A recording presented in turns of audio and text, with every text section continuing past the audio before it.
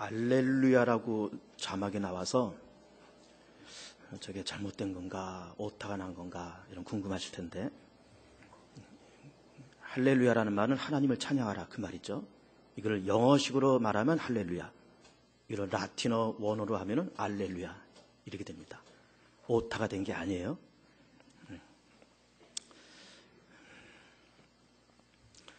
오늘은 2014년도 4월 세 번째 주일, 부활 주일입니다. 예수님께서 이 땅에 오셔서 우리 인류의 허물과 죄를 담당하시고 십자가에서 죽으시고 그리고 사흘 만에 부활하시는 그날입니다. 세월호 사건으로 우리 5천만 국민이 다 마음을 아파하고 우리 성도들도 마음 아파하면서 다소 무거운 마음이지만 그러나 주일이고 또 부활 주일이기 때문에 또 하나님 앞에 감사의 예배를 이 시간 드리고 있습니다.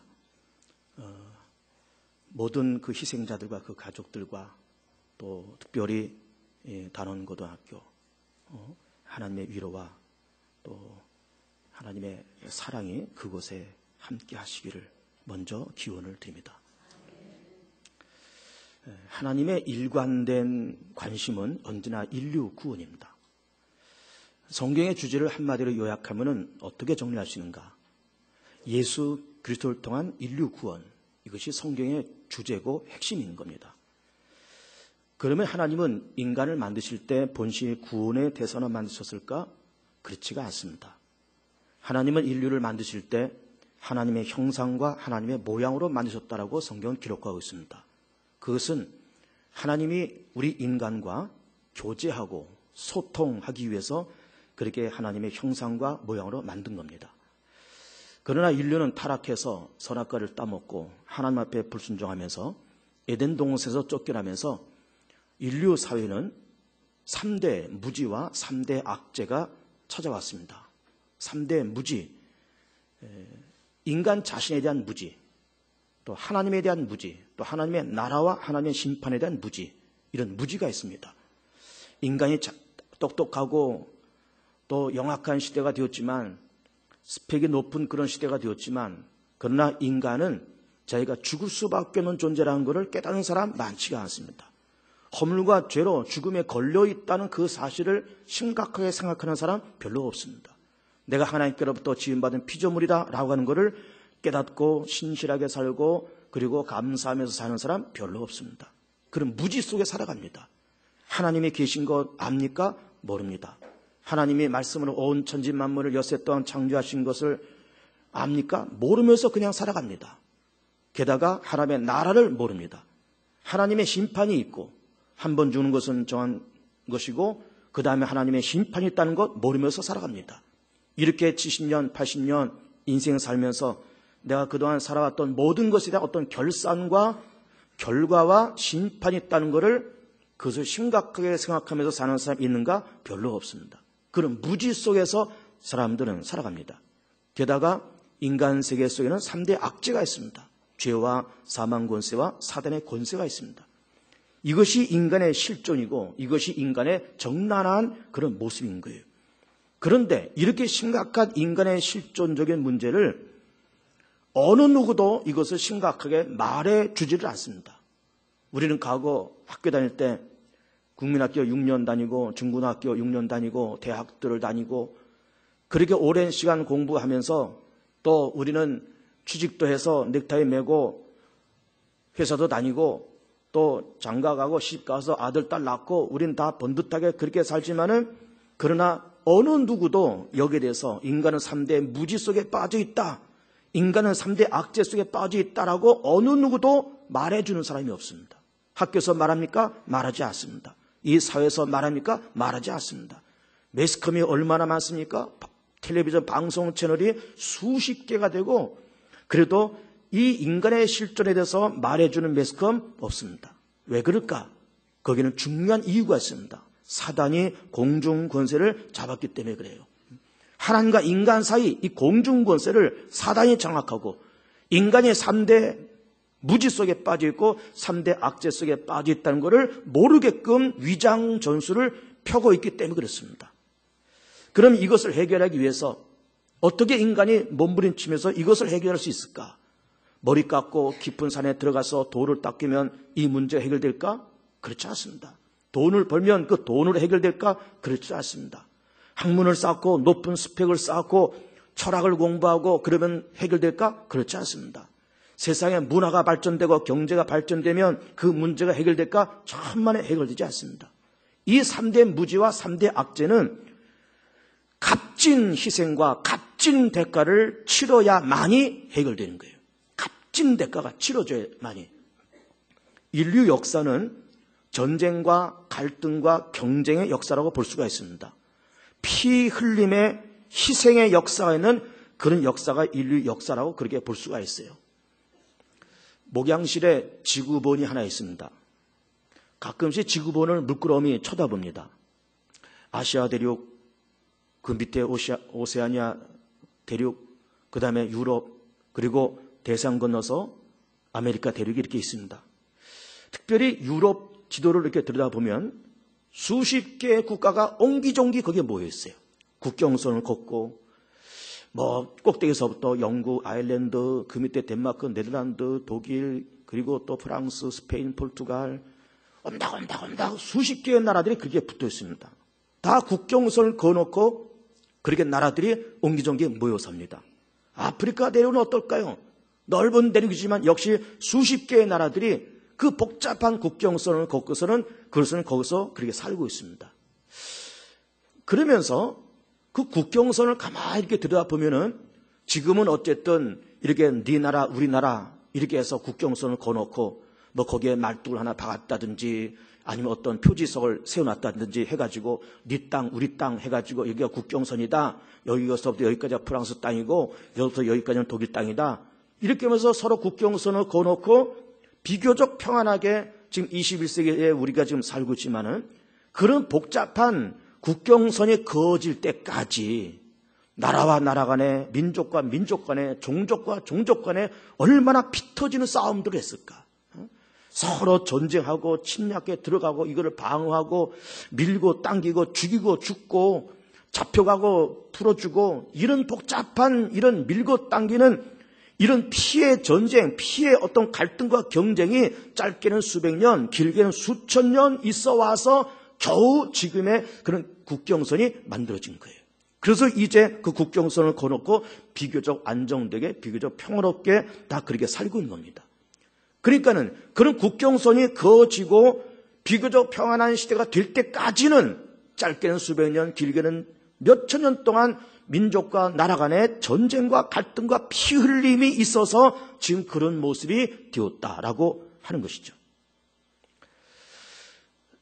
1700년대 프랑스에서 대혁명이 일어났습니다. 1700년 말, 1800년 초 이렇게 한 20, 30년에 걸쳐서 대혁명이 일어났습니다. 과거 프랑스는 왕족과 귀족들이 나라의 정치와 경제와 땅과 재산을 다 소유하고 있었습니다. 산업혁명이 일어나면서 그러면서 중산층들이 늘어나고 자본가들이 일어나면서 그러면서 억압당하는 평민들이 우리도 좀 주권을 찾자. 자유, 평등, 박애를 가지고 나라를 만들자. 이런 왕족과 귀족 몇몇 사람들에 의해서 나라가 움직이는 그런 세상이 아니라 평민에 의한 그런 나라, 자본가들에 의한 그런 나라를 만들자 하면서 혁명을 일으켰습니다. 그러면서 프랑스 국기를 보면 이게 3색기로 되어 있잖아요. 색이 3가지잖아요. 그것이 뭡니까? 자유, 평등, 박애예요. 그 3가지 기치를 걸고 프랑스 대혁명이 일어났습니다. 그러면서 희생이 일어났는데 그 당시 왕 루이 16세 그의 부인 마리 앙뚜아네트 이 왕과 왕비가 단두대에서 머리가 잘려서 죽었습니다. 왕과 왕비를 기요틴이라는 그 단두대에 집어넣고 머리를 잘라서 죽었어요. 레미제라블이라는 소설이 있지 않습니까? 그 소설이 프랑스 혁명을 배경해서 만들어진 그런 소설이죠. 그러니까 지금은 프랑스가 정말로 자유평등 박애로 민주사회, 문화사회, 평등한 사회, 평민과 서민이 주권이 되는 그런 사회를 만들면서 그야말로 자유평등 박애의 그런 세상이 되었지만 그렇게 되기까지 왕의 머리를 자르고 왕비의 머리를 자르고 수많은 사람들이 죽고 희생당하는 아픔의 소용돌이를 한번 거친 다음에 그런 자유와 평등과 박애가 심어진 거예요. 자유평등 박애가. 미국에서 남북 전쟁이 일어났습니다. 노예를 해방시켜서 자유를 줄 거냐 말 거냐 이 안건을 가지고 북군과 남군이 전쟁을 벌였습니다. 북군을 양키라고 했습니다. 전쟁이 벌어졌습니다. 북군이 이겼습니다. 양키가 이겼어요. 그래서 노예 해방이 됐습니다. 그러면서 지금 흑인들이 세상에서 활기치는 그런 시대가 되었지 않습니까? 흑인이 대통령이 된 그런 시대가 되었지 않았습니까? 그런 노예 해방이 아니면 오바마가 어떻게 대통령이 될 수 있겠습니까? 여전히 노예죠. 그런데 비록 피부색은 검지만 그들에게 자유를 주고 인권을 주면서 심지어 대통령도 되고 국무장관도 되고 그런 나라가 되기까지는 남과 북이 전쟁을 일으키면서 수많은 사람들이 수많은 젊은이들이 그렇게 죽고 링컨 대통령은 암살을 당한 거예요. 그런 회오리와 소용돌이와 그 피 흘림과 그런 갈등과 경쟁과 그런 아픔과 대사건이 어떤 큰 희생의 대가가 지불된 다음에 노예의 인권이 보장되고 노예가 해방된 거예요. 대통령이 암살되는 그런 소용돌이를 겪고 난 다음에 나라가 안정을 찾고 그러면서 흑인들이 해방을 한 거예요. 미국 인구가 대략 한 2억 5천만, 그중에 15%가 흑인입니다. 그 사람들이 그만큼 자유를 갖게 된 것은 그만큼 남북전쟁의 희생과 한 대통령이 암살당하는 그 아픔을 겪고 난 다음에 그런 자유와 해방을 얻게 되었던 겁니다. 우리나라는 1960년, 61년 4.19 혁명, 5.16 혁명 이렇게 일어나면서 비록 군사 정권이 들어섰지만은 우리는 50년 만에 우리나라는 압축 성장을 한 세계에서 유일한 나라입니다. 50년 만에 경제 중흥과 50년 만에 민주화를 이룬 유례 없는 그런 나라가 되었습니다. 우리는 얼마나 자유로운 나라에서 살고 있습니까? 그런데 그 자유로운 나라가 돼서 정말 민주주의가 되고 국민이 주권이 되는 이런 평등한 나라, 자유스러운 나라가 될 때까지는 이런 문화가 하루아침에 된 것이 아니에요. 하루아침에 된 것이 아닙니다. 그 유명한 6.29 선언이 있습니다. 그것이 언제 일어났는가 하면 1987년이에요. 노태우 대통령 시절입니다. 79년에 11.6 사태가 나고 박정희 대통령 죽고 그 다음에 군사정권이 들어오잖아요. 전두환 대통령 장충체육관에서 통일주체 국민에 의해서 간접선거를 통해서 대통령 당선됐습니다. 7년 단임제로 갔습니다. 그 다음에 노태우 대통령이 정권을 잡았습니다. 그러면서 우리나라 그때는 경제가 한창 성장했을 때잖아요. 86년, 87년 이렇게 오면서 이런 조만간 올림픽도 해야 되고 그리고 또 이제는 나라가 먹고 살 만한 경제적으로 안정된 기반을 갖으면서 국민들이 자유에 대한 열망이 있었습니다. 주권에 대한 열망이 있었습니다.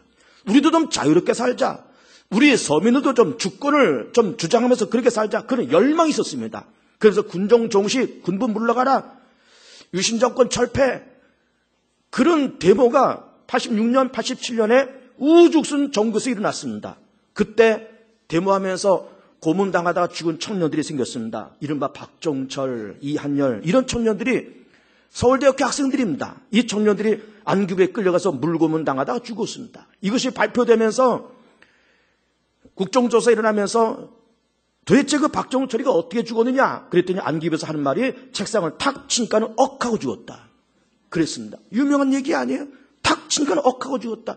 그래가지고 온 국민들이 일어나가지고 이런 날강도 같은 정권이 어딨냐 탁 치니까는 억하고 죽었다는 말이 뭐냐 그러면서 학생들과 넥타이맨, 세러리맨들까지 전부 다 광화문 광장에 모였습니다. 87년도 그때 저는 영락교에서 전도사 생활하다가 우리 부교육자들도 전부 다 넥타이 맨 채로 광화문에 나갔습니다. 같이 데모했습니다. 우리도. 그때 노태우 대통령이 6.29 선언을 했습니다. 그 6.29 선언은 우리나라가 모든 억압과 그리고 억누르는 어떤 군정과 폭압과 이런 걸 다 내려놓고 민주주의로 완전히 바뀌는 분수령이었어요. 분수령이었습니다. 그 6.29 선언 가운데 한 가지가 뭔가 하면은 대통령, 그 당시 대통령이라는 존재는 제왕적인 존재 아닙니까? 그의 말은 곧 법이고 죽은 자도 살아있는 자도 말 한마디도 죽이고 공중 나는 새도 막 말 한마디도 떨어뜨릴 수 있는 그런 하늘을 찌를 듯한 그런 권세를 갖고 있는 제왕적인 대통령인데 그 6.29 선언에 뭐라고 얘기했는가 하면은 대통령도 조크의 대상으로 삼아줘줬다 이렇게 했어요. 대통령도 농담의 대상으로 삼아줬다 이렇게 얘기를 했습니다. 대통령도 보통 사람이 되겠다는 거죠. 그러면서 노태 대통령이 나는 보통 사람이다 그랬어요. 보통 사람이다. 그러면서 그 6.29 선언은 우리 대한민국의 군정을 종식하고 그러면서 억압된 경제는 발전되는데 민권과 자유는 억압된 그 상태에서 서민들이 자유를 갖고 주권을 회복하는데 우리나라가 민주주의로 가는데 대분수령을 일으킨 것이 6.29예요.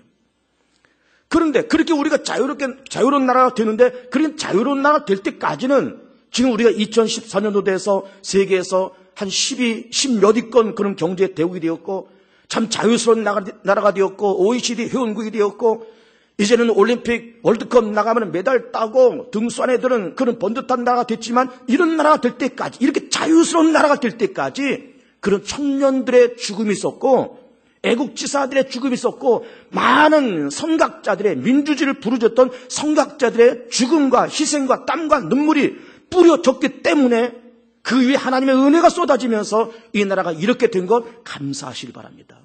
하루아침에 그렇게 된 것이 아니에요. 하루아침에 그렇게 된 것이 아닙니다. 엄청난 희생과 땀과 눈물이 쏟아지면서 이렇게 되는 거예요. 말씀드린 것처럼 우리는 본시 하나님께로부터 하나님의 모양과 하나님의 형상으로 그렇게 지음받았지만 인류가 타락돼서 3대 무지, 3대 악재 속에 그렇게 빠져 있을 때 이거를 건지기 위해서, 인류를 건지기 위해서 값진 대가, 값진 희생을 치르는데 그 희생이 뭡니까? 예수 그리스도의 십자가에 죽으심이에요. 보통 사람이 죽어도 큰 아픔이고 희생인데 젊은 청년 하나가 죽어도 큰 희생이고 아픔인데 하나님의 아들이 인간의 몸을 입고 이 땅에 와서 인류의 허물과 죄를 담당하시고 십자가 장렬히 죽으시는 그 아픔, 그 희생, 그 고통, 그 눈물, 그 땀, 그 피 다 쏟으시는 그 희생, 그 대가가 지불됐기 때문에 우리는 3대 무지와 3대 악재에서 건진 받았음을 믿기를 축복합니다. 최근에 우리는 세월호 신문 사건으로 온 국민들이 마음이 무겁습니다. 여기 앉은 우리 성들도 부활주일이라서 정말 감사하는 마음으로 성가대 칸타타를 듣고 우리가 이렇게 기쁜 마음으로 부활주일 예배를 드리지만 한편 마음에는 무거움이 있는 거예요. 우리는 이런 현상, 이런 사건도 보면서 우리는 무엇이 필요한가? 이 세상에 무엇이 필요한가? 이 세상은 역시 생명이 필요한 거예요. 누구나 다 생명이 필요하고 지금 뱃속에 들어가 있는 그 젊은 아이들, 그 모든 사람들 필요한 것은 생명이에요. 하나님은 이 땅에 생명 주시려고 하나님의 독생자를 이 땅에 보내시고 허물과 죄를 담당하시고 십자가에서 나 대신 우리 대신 모든 죄인 대신 그렇게 죽으시고 피 흘리시고 값진 대가를 지불하시면서 그 대가를 지불하셨기 때문에 우리는 예수님 때문에 3대 무지 3대 악재에서 건진받아 예수님 때문에 생명 얻고 예수님 때문에 하나님의 자녀가 되고 의롭다 하며 인정받고 하나님의 거룩한 날에 백성 되었음을 믿기를 축복합니다. 그렇게 십자가의 고난을 통해서 우리의 3대 악재와 3대 무지에서 우리를 건지신 다음에 그리고 예수께서는 장렬히 죽으시고 그 문제 해결하신 다음에 그 다음에 사흘 만에 부활하십니다. 부활은 승리예요. 사단에 대한 승리, 사망 권세에 대한 승리, 죄에 대한 승리, 악한 권세에 대한 승리, 공중 권세 잡은 원수막에 대한 승리입니다. 승리하신 예수를 내가 알고 승리하신 예수를 내가 믿고 승리하신 예수를 내가 부르짖을 때 우리도 넉넉히 승리할 줄 믿습니다. 부활주일 예배를 드리고 성가대 칸타타를 듣고 오늘 성찬식을 드시면서 부활주일을 지나가면서 부활하신 예수 그리스도와 영원토록 살면서 예수께서 승리하셨기 때문에 여러분 다 승리하시고 질병에서 승리하시고 어둠에서 승리하시고 실패에서 승리하시고 의기에 솟지만 데서 승리하시고 자괴감 속에서 승리하시고 열등감 속에서 승리하시고 패배감 속에서 승리하시고 죽음의 권세에서 승리하시면서 그리스도 예수 안에서 영원히 잘되고 범사하고 강건케 되어가는 복 있는 성도들 되시기를 축복합니다.